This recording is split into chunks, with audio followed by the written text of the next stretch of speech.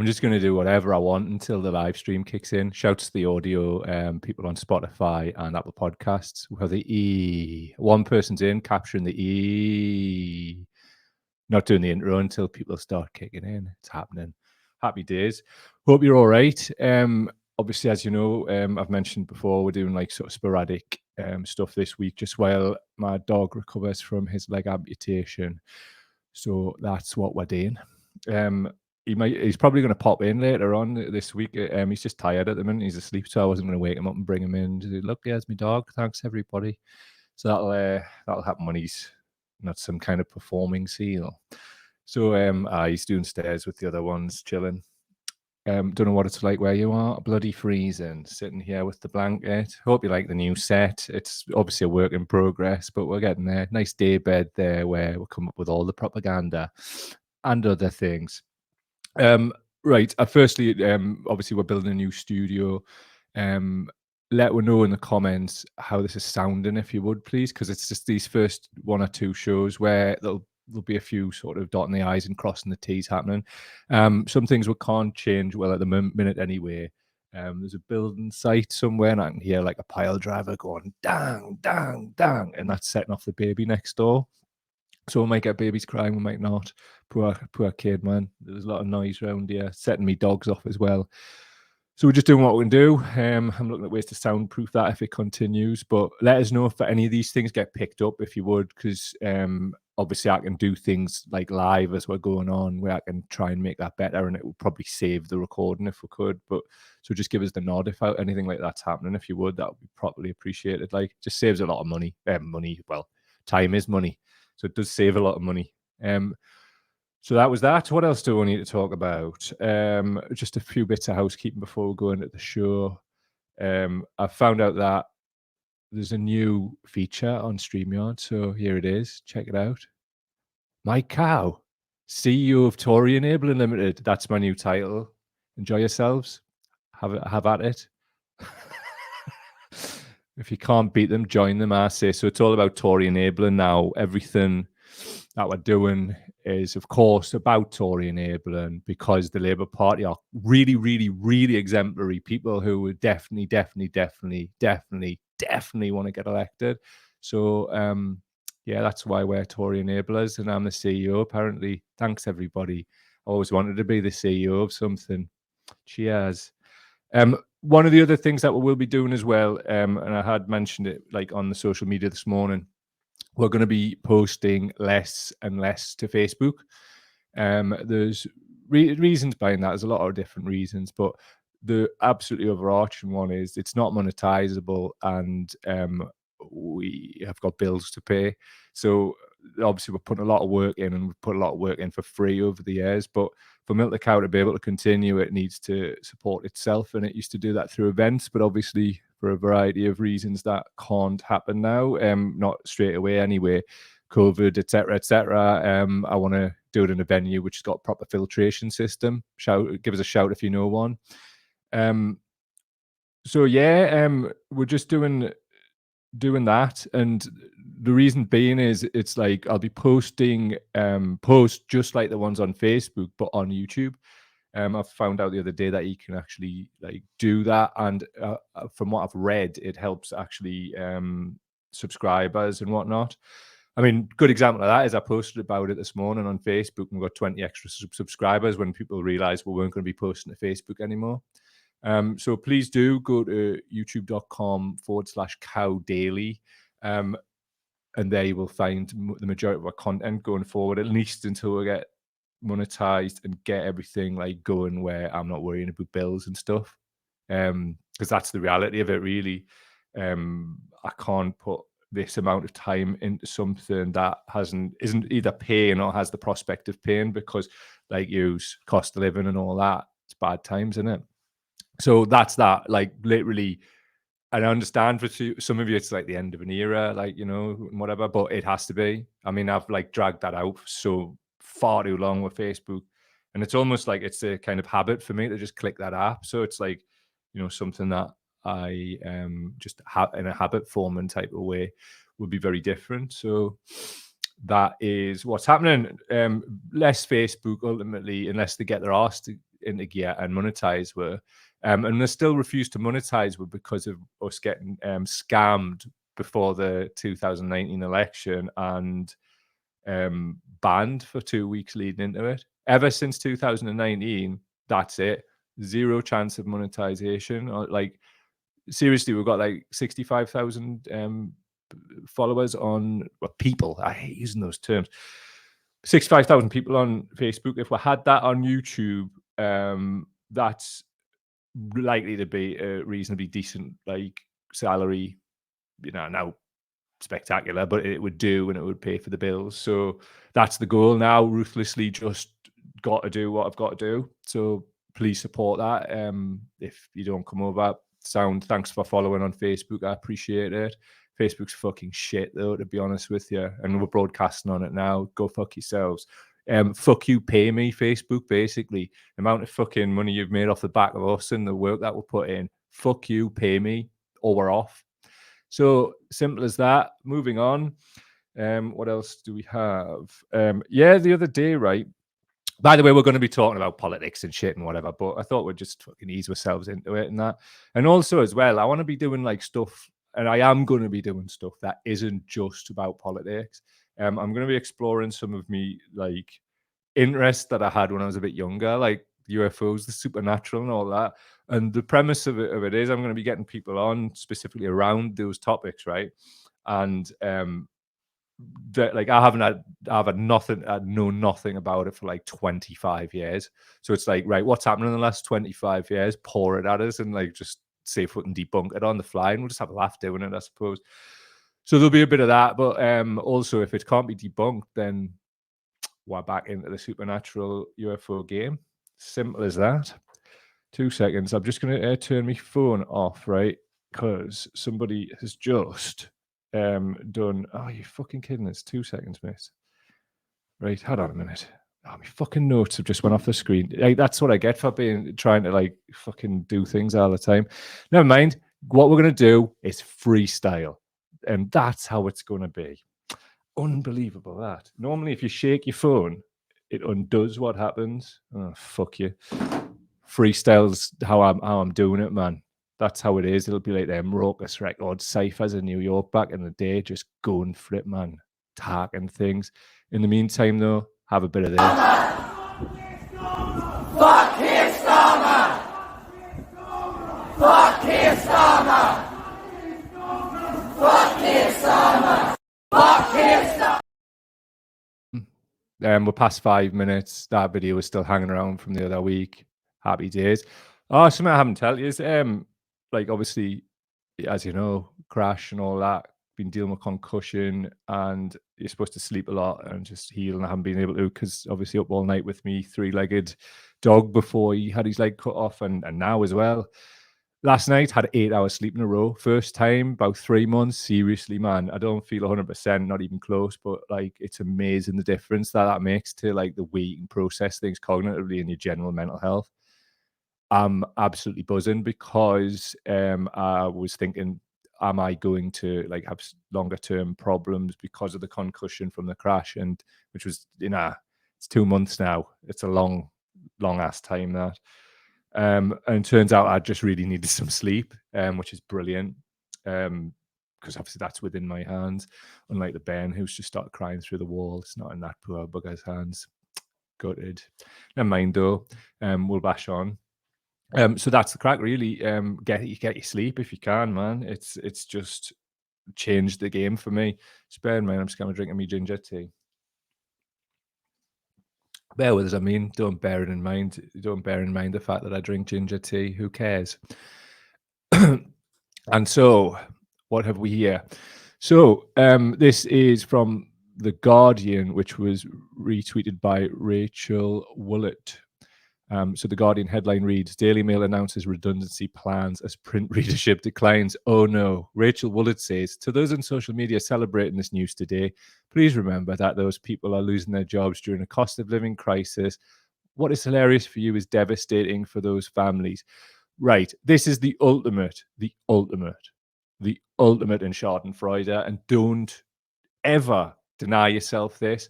Fuck the Daily Mail, going all the way back to the 1930s and the hurrah for the black shirts for Mosley and caping for Hitler and Rothermere being a massive fascist. And more latterly with the whole benefits Britain carry on and smearing and slandering people who aren't as financially well off. Fuck every single person who's losing their jobs at the Daily Mail now. Fuck you. You were a cog in the machine, no matter how small. Even if you were the fucking cleaner, to be fair, cleaning up after those fascists. Just didn't do it. Take the view that the print workers did in Wapping back in the day when they refused to print the miners' strikes smear. Just walk off the fucking job or don't work for them. Now, I understand that we've all got jobs to do and whatever, but Jesus, man, the Daily Mail, and people are expecting we're, right? They're expecting we're to be sympathetic. Won't somebody think of the children? Well, what about the millions of children who are living in poverty and no small part due to the propaganda put out by these schools? Fuck them. I hope they end up at the back of the queue at the food bank that there's now left. Straight. Fuck off. So anyway, Cheeky Scamp MTC podcast says they've spent every day of their lives shitting all over people on benefits for money and making the UK far more negative. It's the ultimate case of fuck around and find out. I mean, who could argue with that? Who could argue? Not me, because fuck them. All of them. Anyway, plenty of comments. Let's see what you got to say. Try and get through as many as I can. Slides is in. I'll read Harry Pal. Hope you're doing well. Susie Stapleton's in. What's she saying? What you saying, pet? Hold on. Come here, man. StreamYard. How dare you? Congrats on the move and glad to hear the doggy is good. Cheers, pal. I really appreciate you. I like comments like yours and just good energy like yours, mirrored by loads of other people. It's like, it's got us through the last couple of months, to be honest. Really. Because, like, you know, as I've said, my partner and I, we don't live near our family, and it's a lot harder. Not just in practical help, but also just in emotional support. You know, just nipping out for a walk with one of your pals and just laughing about the situation, about how. So, you guys online, yourself, Susie, and others, love yous. You really helped. Just showing that he's cared. You know what I mean? So, Duncan is saying, good morning, body lad. Hope all's meant for you. And you, pal, all the best. Really liking your style on. Like there's all manner of stuff. That them pair of Crocs, man. Maybe he's not so sure. Check out Duncan's Instagram. He loves a bit of that. Like, call us in. Watch this when you get a chance. It's a link, and the suspense is bloody killing us. Give us. I don't know. A minute. Just Jacqueline saying you've stolen the Starmer's title. He's going to be so jealous. And I did it on purpose because I work every day I possibly can to try and undermine Keir Starmer, which is fine because his main advisor like worked every day to undermine Jeremy Corbyn. So that's the rules. So we're working every day to undermine Keir Starmer. Thanks for the steer, Mandelson. Didn't realise. Darren Gale's in the house. Starmer win will enable a rebranded Tory party to return in 5 years. Darren knows exactly the score. Darren knows exactly what's going on. And that's because he's CFO of Tory Enabling Limited. An absolutely massive addition to the board. Thanks, Darren. Thanks for all of your knowledge, and you were spot on as ever. Right. Joanne's saying, missed the exciting bit about what the fuck is happening. Joanne, let us know which exciting bit you missed, mate. Jez is in. Morning, mate. Morning, everybody. Morning. There we go. Right, who else is in? Big 62 Boom 1. What's he saying? Morning. The Mail claim that people on benefits have a sweet life. So their journalists are going to have a sweet life unless they were lying, which they always were. They were lying. It's going to be shit. And it's the only time I can think of where I've celebrated benefits Britain for anybody. But they can all eat a dick. A dick. Steve Jackson, is anyone else craving sushi now? I can't even remember what I said. What did I say? Let us know. No notification. What have I missed? I got my nipples out and smeared them in cheese and started going up to a picture of Keir Starmer going, smell my cheese. Smell my cheese. Smell it. And he just looked at us. Don't know why. Morning from Toryland, SBJ Chef. Right back at you. Which part of Toryland are you in? All right. Hold on a minute. There's a bedspread. Oh, what is it? Steve's saying the bedspread behind you. Craving sushi. Oh, I see what you mean. Like sometimes I think it's like I'm trapped in the inside of a watermelon. You know, when you're cold and you're under it with your baldy heat. It's mad. What's this? What you gutted about, Zoe? Well, damn, I'm gutted. Hope this is put out later. I will put it out later. I mean, I'm as I say, it's like I'm trying to like get this new studio right, and it's a bit of one of them every one that you start a new one, the sound's wrong and there's noises and there's this and then that, and we'll get it right, and then I end up moving. So hopefully we'll stay here longer. But such is the life of the nomad. Shouts to Shelley Kelly, who's just popped up. All the best, mate. Right. I will carry on with this and come back to you guys later on if that's all right. There's plenty of Tory enabling to be done. So I've got to continue with the Tory enabling. Otherwise, I'm going to be kicked out the Tory party. So I'd better carry on, like what we got. Right. So I wanted to pick up about this, right? Now stay off the, I don't even want to call it the trans debate. What do you call it? What do you call it? Anyway, on the screen, this is Elijah Schaefer, right? Who is one of these American podcast grifter, right-wing arseholes who stoke the culture war because they know that it just drives engagement. So what he's saying is stop exaggerating. Trans issues aren't that big of a deal. Nobody's forcing anything on you or your family. It's not like we openly shipping trans flags to your doorstep. Basically what it is, Amazon have started using stickers with trans flags. I assume something to do with some corporate wash that they care and that they can point to. I mean, that's the discussion, really. I mean, these companies like Sainsbury's and others with the whole LGBTQ liveries and the police, the bloody police, like if that isn't like a prime example with the whole like sort of rainbow flags up the side. They're only doing it so they can like just point to it and whatever. But what the problem is, right? Nobody like in their right mind, right, cares about any of this. We've all got stuff going on in our lives, right? And we don't care that like this Elijah appears to care that openly shipping trans flags to your doorstep and then conflating it as like some kind of stop exaggerating, it's not a big deal, and then trans flags. It's just corporate washing. That's all it is. Like literally, there's no debate here.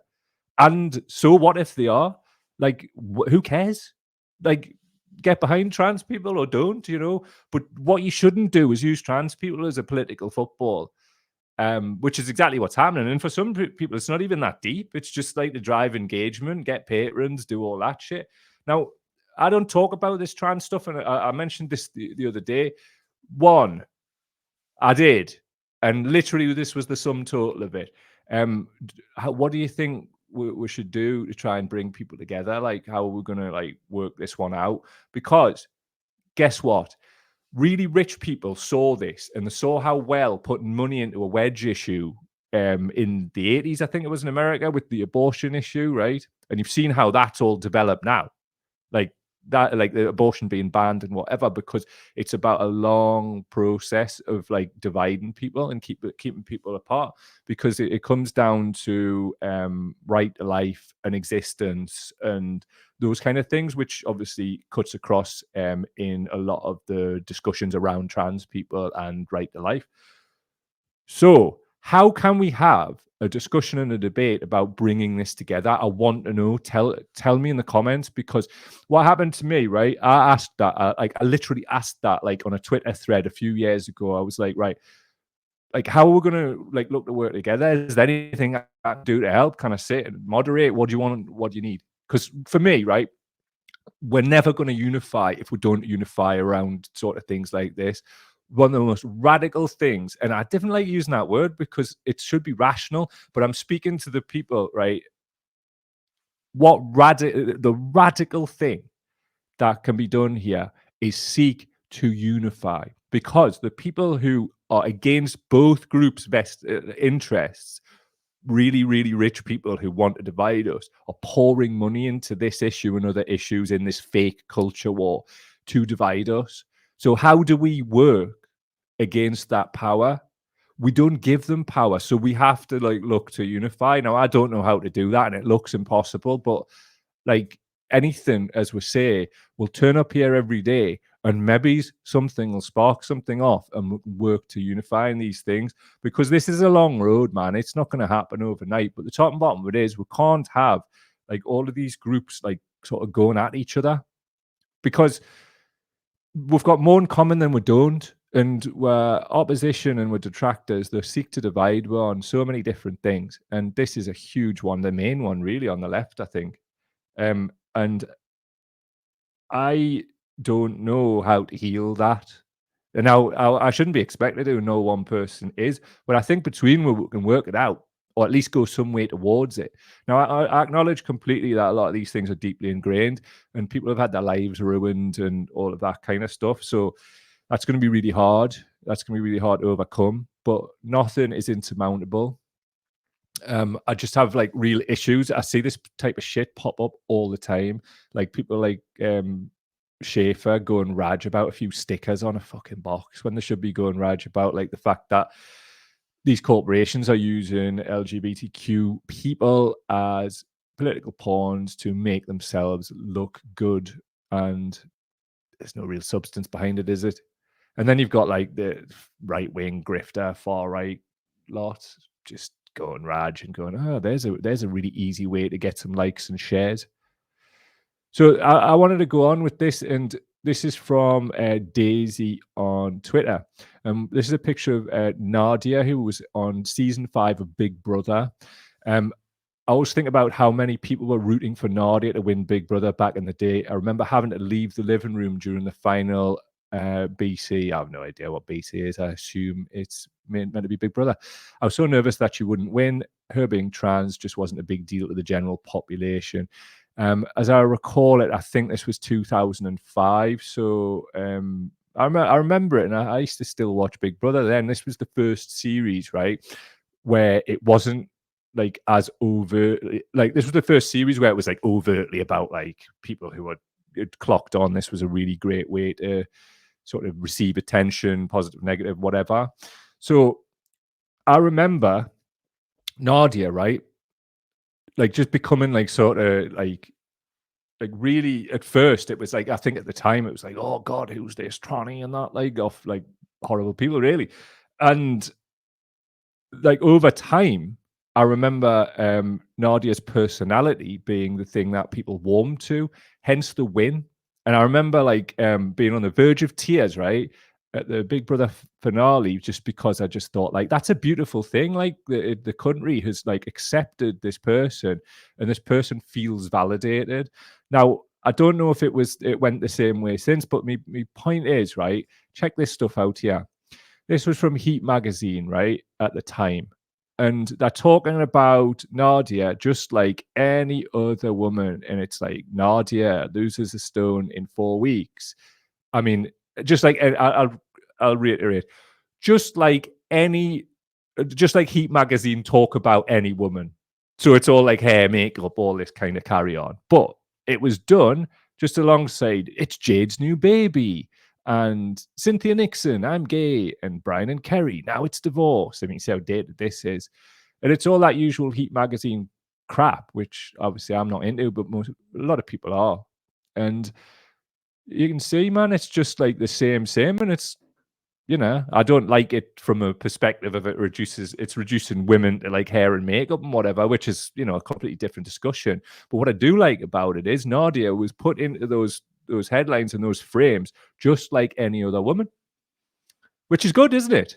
Like I'm not going to get dragged into the like sort of like define a woman and all of that, because as I've seen by just asking people to come together, what is the point in engaging in that debate? Because it's never in good faith, is it? It's not like, oh, well, here's all of the facts. And like, listen, but without being all sides, there's bad actors on both sides. And if you want to like try and crack on like there isn't, we can't even speak, because it's just so evidential like that's the case.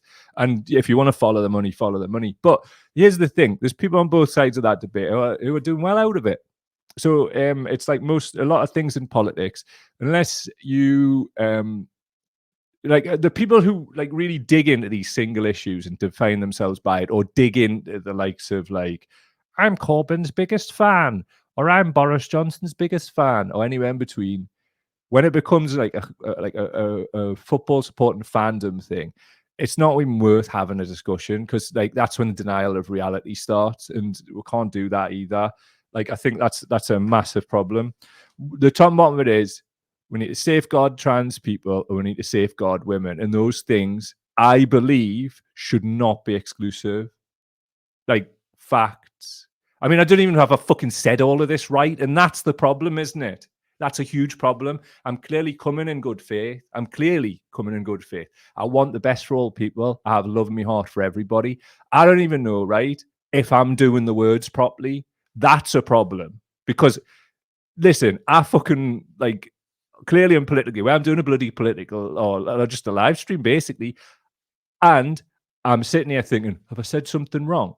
That's where we start. Because if somebody acting in good faith like me is like that and is open to going like from one group or the other, going, you're this phobic or that phobic, when I'm clearly fucking not, it's a problem. And I haven't spoke about this for years, but I can't keep ignoring it, can I? Like, I'm talking about this from a place of unity. If you want to approach me on this and it's not from a place of unity, I can't talk to you. Like, and it's the same for everybody. I just can't get with it, because it's so nakedly obvious that like this is a way that we are being manipulated to hate each other. And people seem to just want to run headlong into the abyss with it. And I can't talk to you if that's you. But I swear to God, I will back you no matter who you are if you want to unify around this issue and try and make this better. Because it fucking upsets us, man. You know, I mean, it was by no means perfect back in the day with the whole Heat magazines for Nadia and all of that carry on. But it seemed to me like there was a lot more kindness wrapped around it. Now it's just vile. It's just vile, like the way people are treated and used as political footballs and that. And I just stand against it all. Like, I don't care what side of that debate you're on. If you're all about negativity and getting at people and just generally wanting to be right over the top of everything else and unity, you're not my people. I don't care what side of it you're on at all. If you like want to try and unify with the people who deserve to be unified with, good faith people, then drop out all of this fucking nonsense with the negativity and let's just build a positive like movement and reject division, those kinds of division anyway. But be like, you know, hardcore with it. I've had enough of this. I haven't got time for this shit, man. Like I can't go through another like 20, 30, 40, 50 year friggin' cycle of like rearranging deck chairs on the Titanic while people hurt each other. Not interested in it. I'm not interested in any of it. Like I'm interested in like actually making this better. Now, you know, the movement has been slapped about. We're still here.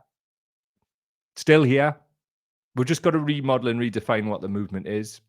Because one of the good things about now is, as I wrote about last week, we're seeing clearly who the melts are, and it feels beautiful because I don't want to be around bad people.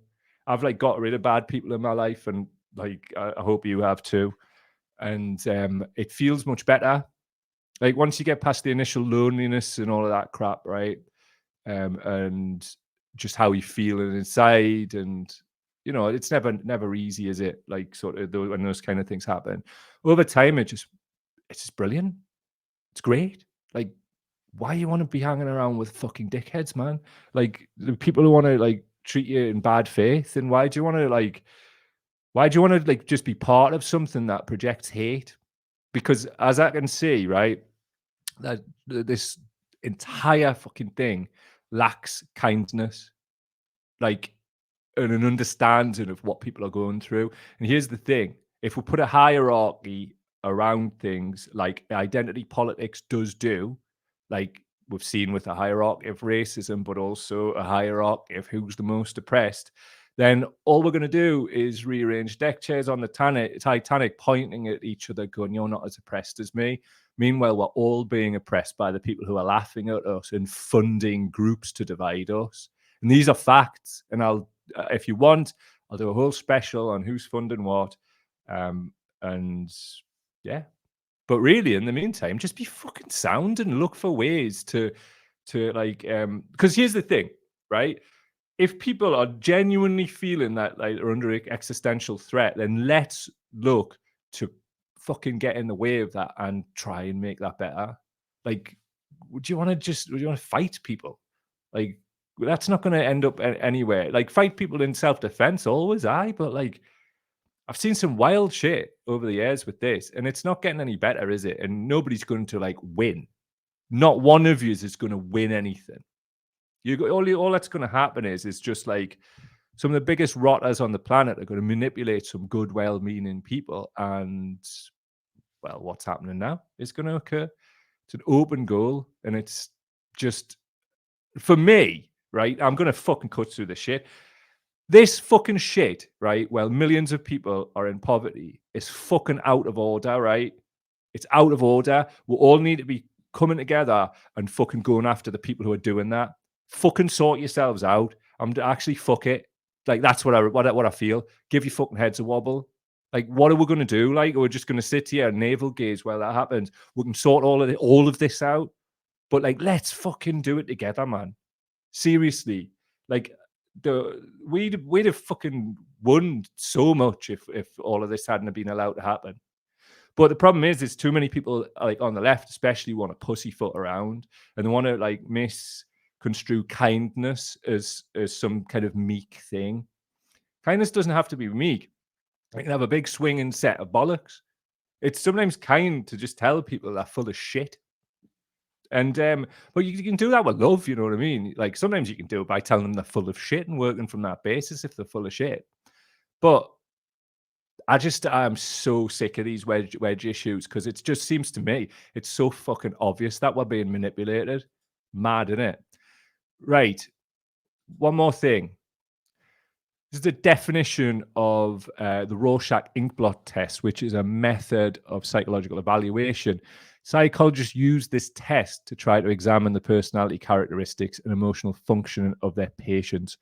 It has been employed in diagnosing underlying thought disorder and differentiating psychotic from non-psychotic thinking in cases where the patient is reluctant to openly admit to psychotic thinking. Now, why have I brought up a Rorschach test, which is what you see on the screen, which is clearly Batman killing lots of children and a ghost? Why have I done that? The reason being is, right, we've got a small video to play you, and I'd be interested in your response to it. It's Stephen Fry and an end to NHS privatization video, which I think he did for NHS Millions. I'll just pop it up on the screen and play it. We have to stand up and say, no, we own it. It's ours. The NHS belongs to us. Our grandparents, great-grandparents, parents, and we ourselves made it what it is. We contributed to it. We paid for it. We believe in it.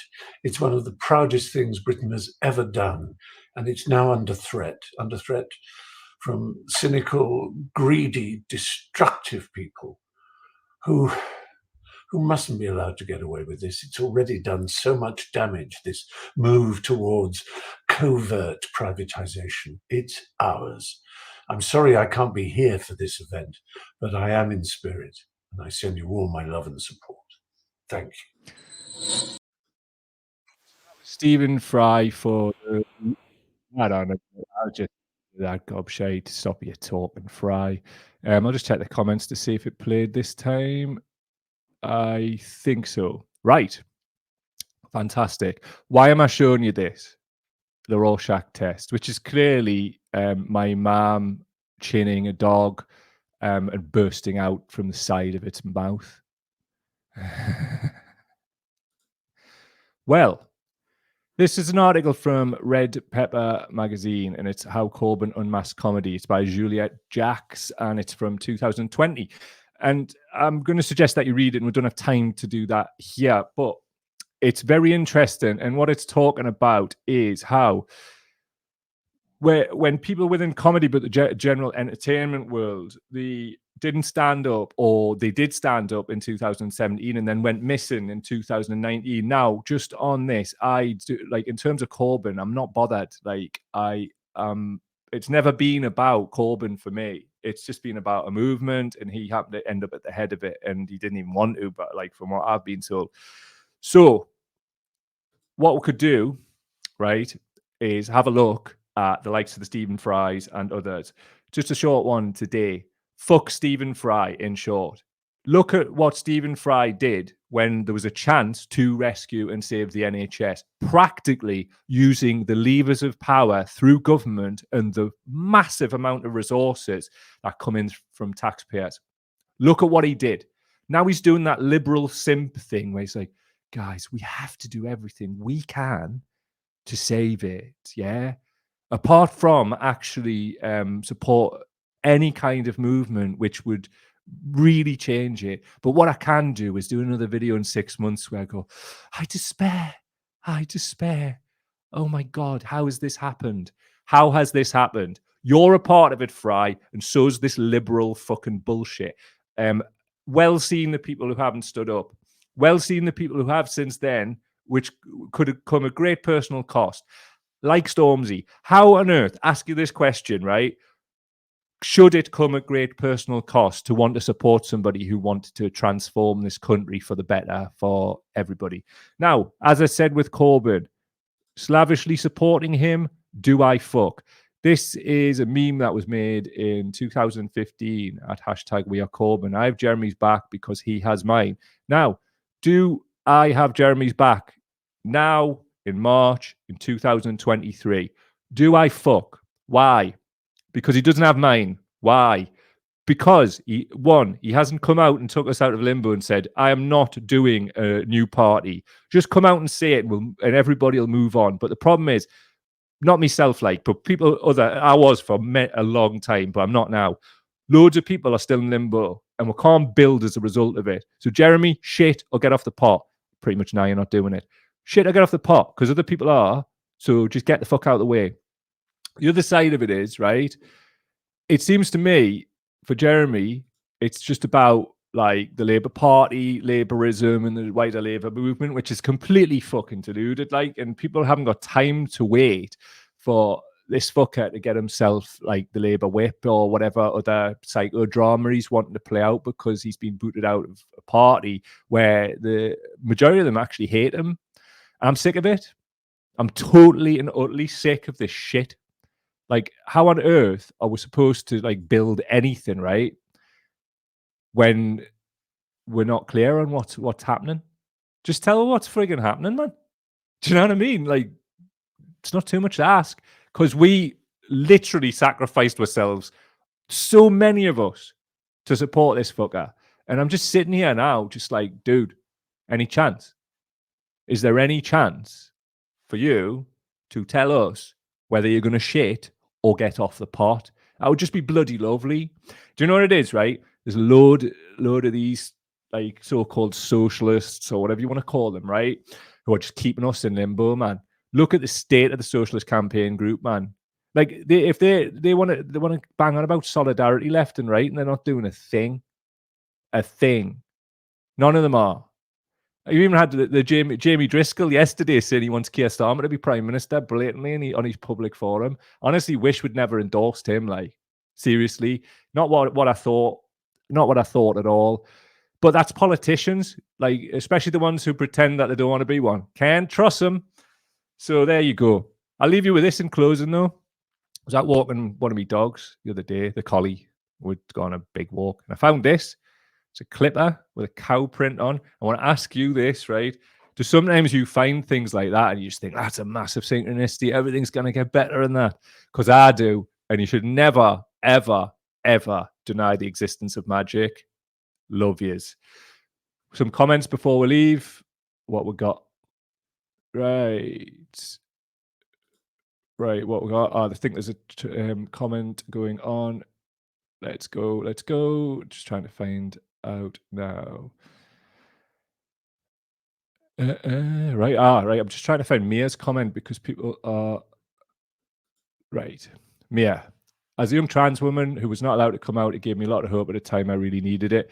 It's really pleasing to hear that, Mia, because obviously I don't experience things the same way you do, but I remember being like really like emotional about it, like watching the way Nadia came out of the Big Brother house and was just like met with this wall of like acceptance. It's beautiful, man. And like I remember at the time as well, that was like a thing that was largely supported by most people. Like all this like trans bathroom carry on and all that's just all fucking like being like targeted and focused upon and amplified and all of that. Like whereas like real solutions and whatever just get lost, don't they? So Mia, I'm absolutely buzzing that you felt that, and I hope you still feel that, and I hope that you feel well. I know you're welcome. You know you're welcome here, mate. But I don't even know what to friggin' say at this point, because it's like being trans is so different from my lived experience. I don't know. And I'm just trying my best with a good heart to try and like open up about something that I don't understand. I try to though, you know, but I'm never going to be able to 100% because I don't know what that's like. I don't even know if I'm using the correct words, and that's I think why a lot of people don't speak on this. And I want to try and be better. I promised myself I would talk about it because I haven't for a long time. And because I just think like for people like me, it's not worth the fucking hassle. But then I just think like that's wrong too, because like, you know, we can't unify and then leave people out, can we?